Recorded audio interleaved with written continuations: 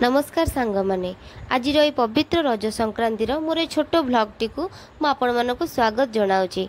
आज थिला मो ससुरंकर जन्मदिन। आज पवित्र दिन रे से जन्मग्रहण करथिले। एभली व्यक्तित्व को मो ससुर रूप में पाई मु निजको बहुत गर्व और धन्य मने करे। तांकर आम प्रति त्याग भल पाइबा और सब आगरे आमर गोटे छोट कर्तव्य सतरे मते तुच्छ लगे। तांकर जन्मदिन रे मते तो केक कटा जन्मदिन रे एसब मते पसंद नुहे। तेणुक मु सकाळ उठी मो घर ठाकुर को तांको पाई पूजा कर नहीं और पिठा करी ठाकुर पाखे भोग देइथिली।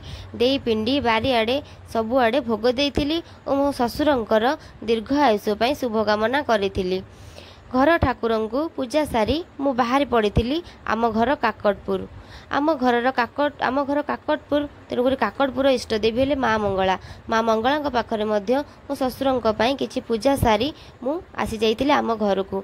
आम घर पाखरे एक उस्त गछ अछि जोटी की दोली लागे। सेठी सब झियो माने खेलंती। रज रज हेउची एक नियारा परंपरा। सबु आडे रज विभिन्न रूप में पालन करा जाय। आम गाँव रे मध्य रज किसी नुआ रूप में पालन करा जाए। रजरे दोली खेल सबु झियो मानकर गोटे इच्छा और आशा सतरे। रजरे दोली रे झुली झुली गीत गाइबा रज गीत गाइले रजटी आहुरी उत्फुल्लित लागे। रजरे चक्की शिल एसबू किसी व्यवहार करा जाए नहीं। तेणुक तांको पूजा करा जायछि। रज हेउछि एक भाईचारार पर्व। रजरे आम गाँव सबु झियो माने एठी मिलिमिशि खाउचंती। रजरे राति रे खाद्य ग्रहण करा जाए नहीं। तेणुक संध्या पूर्वरु समस्ते जेझा घरु खाइबा नहीं आसंती। गोटे जगार मिलिमिशि समस्ते खाई थांती। भारी खुशी लागे।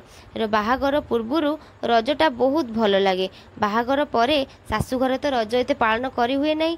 तेणुक सबु वर्ष मु आम गाँ को आसे। एठी कंढे पूजा करा जायछि। कंढे हेउचंती शिव पार्वतीकर एक रूप। जेपरी विवाह परंपरा हिंदू धर्म रे रहिछि सेहीपरि भाबरे दुईटी कंढे को जीवंत विवाह करा जाए। कंढे पाखरे रहिछि किछि माटी रे तैयारी जिनिस जहाको कि यौतुक रूप रे दिया जाए। गोटे झियो शाशुघर को गला बेले जहाँ यौतुक नहीं थाए बासन कुसन भार इत्यादि ताहा सबु एठी माटी रे तैयारी करा जाए एवं विवाह रे से सबु लागे।